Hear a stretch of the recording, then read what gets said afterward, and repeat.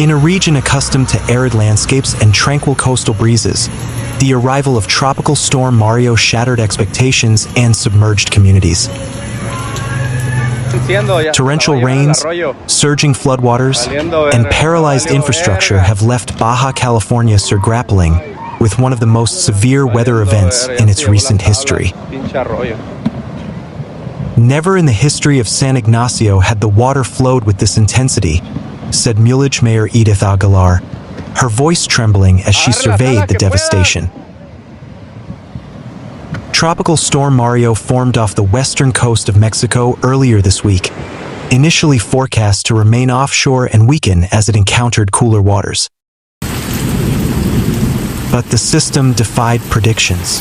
Fueled by a plume of tropical moisture and a weakening high-pressure ridge over the Pacific, Mario intensified and veered closer to land, funneling rain into Baja California Sur and the southwestern United States. Meteorologists had warned of heavy to very strong rains, intense winds, and high waves, but few anticipated the sheer volume of precipitation that would fall in such a short span. On the night of September 16th, the skies opened over San Ignacio, Mulegé, and surrounding municipalities. Within hours, streets were transformed into rivers. Videos shared on social media showed water reaching knee-height, inundating homes, businesses, and even 4x4 trucks. Rainfall totals exceeded 150 millimeters in some areas within 24 hours. Wind gusts peaked at 65 miles per hour, toppling trees and power lines. Floodwaters breached drainage systems, overwhelming local capacity. The town of San Ignacio, nestled between desert ridges and palm-lined oases, became the epicenter of the crisis. Residents described the sound of rushing water as deafening, likening it to a freight train barreling through the valley. Roads across Mulegé municipality were rendered impassable. Bridges collapsed under the weight of debris-laden torrents. Emergency services struggled to reach isolated communities as landslides blocked access routes.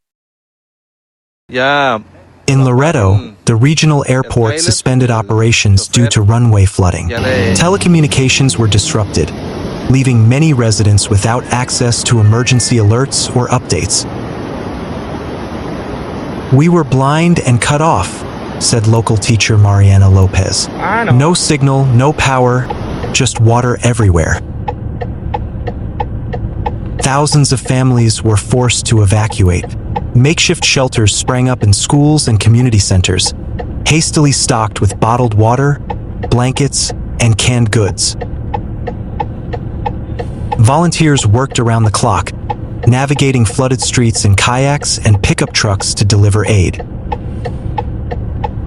Among the displaced were elderly residents, young children, and tourists caught unaware by the storm's sudden turn. In one dramatic rescue, firefighters waded through waist-deep water to retrieve a stranded couple from a submerged rental cabin. The flooding has reignited debate over Baja California Sur's preparedness for tropical systems. Despite its location along the Pacific Hurricane Corridor, the region lacks robust flood defenses and early warning infrastructure. Tropical Storm Mario is part of a growing pattern of anomalous weather events in the eastern Pacific. Warmer ocean temperatures and shifting jet streams are increasing the frequency and intensity of storms that reach Baja California Sur. While direct landfalls remain rare, the moisture plumes from such systems can still trigger catastrophic flooding. Scientists warn that without adaptation, communities like San Ignacio will face escalating risks. "We're seeing the fingerprints of climate change," said AccuWeather's lead hurricane expert Alex De Silva. "Mario may not have made landfall, but its impact was profound." Amid the chaos, stories of courage and solidarity have emerged. In Santa Rosalia, a group of teenagers formed a human chain to help an elderly neighbor cross a flooded street. In Guerrero Negro, local fishermen used their boats to ferry stranded residents to safety. Community radio stations powered by generators became lifelines, broadcasting updates, coordinating aid, and offering comfort. "We may be underwater, but we're not alone," said broadcaster Javier Ruiz during a live segment. Damage assessments are underway, with early estimates suggesting millions of pesos in losses. The federal government has pledged emergency funds, and NGOs are mobilizing to provide long-term support. But for many, the scars go beyond material loss. "We need more than aid," said Mayor Aguilar. "We need a plan. We need to learn." Meanwhile, Tropical Storm Mario weakened and became a post-tropical cyclone off the west coast of the Baja California Peninsula. However, its cloud formations produced rainfall in the region. The National Meteorological Agency reported that Mario, interacting with an upper-level storm trough, will cause strong winds and heavy rainfall across the Baja California Peninsula. Meanwhile, a low-pressure zone with the potential for cyclone development will continue to strengthen in the Pacific and will be located southwest of the coasts of Colima and Michoacán. Baja California Sur will experience a hot afternoon. Strong winds of 20 to 30 kilometers per hour, gusts of up to 40 to 60 kilometers per hour, and waves of 2 to 3 meters will occur along the west coast of the peninsula. Tropical Storm Mario's cloud bands will produce very heavy rainfall, with accumulations of 50 to 75 millimeters in Baja California Sur over the next few hours, reported the National Water Commission, CONAGUA, and the Ministry of Environment and Natural Resources. That's crazy. According to CONAGUA and the Ministry of the Environment, the rains could be accompanied by electrical discharges and cause flooding, landslides, and flooding in low-lying areas. Authorities urge residents of the Baja California Peninsula to stay informed through official notices and follow civil protection instructions regarding the risk of strong winds and waves.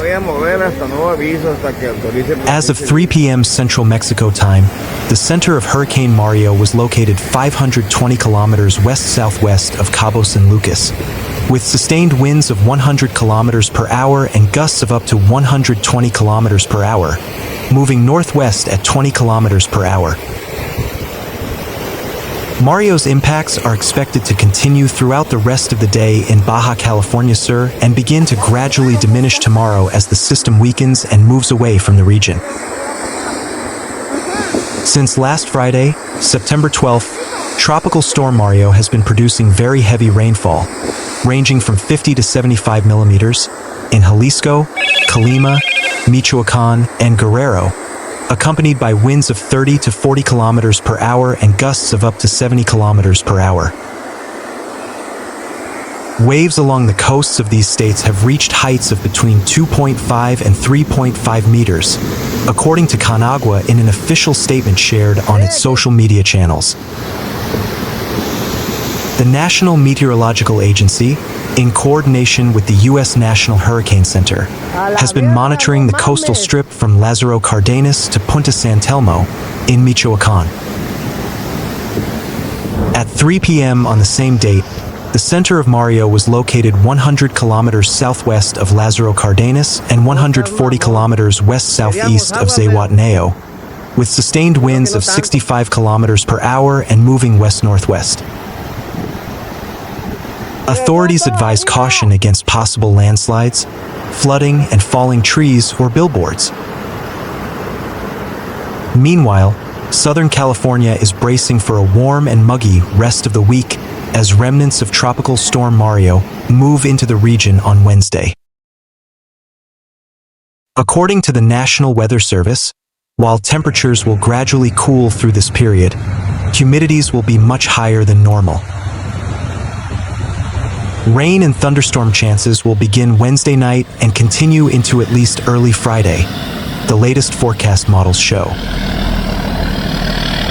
Over the weekend and into early next week, There is a slight chance of showers as additional moisture from the south arrives, the NWS said.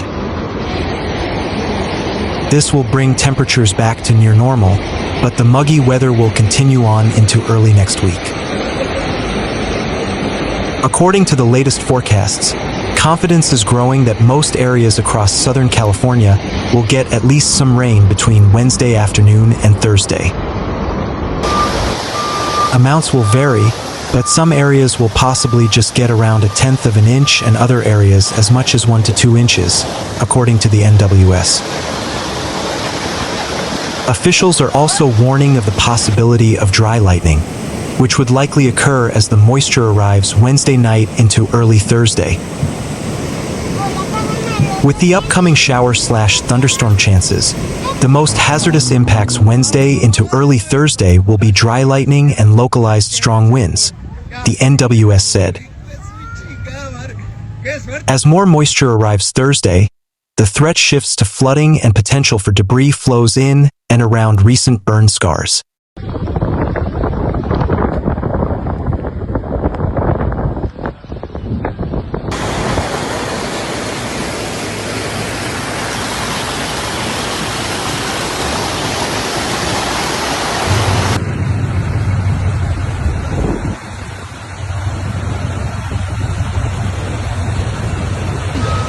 Acto mga lata este amiguito el carro. Mira. Que miren cómo está la gasolinera. Miren. Mira. Con el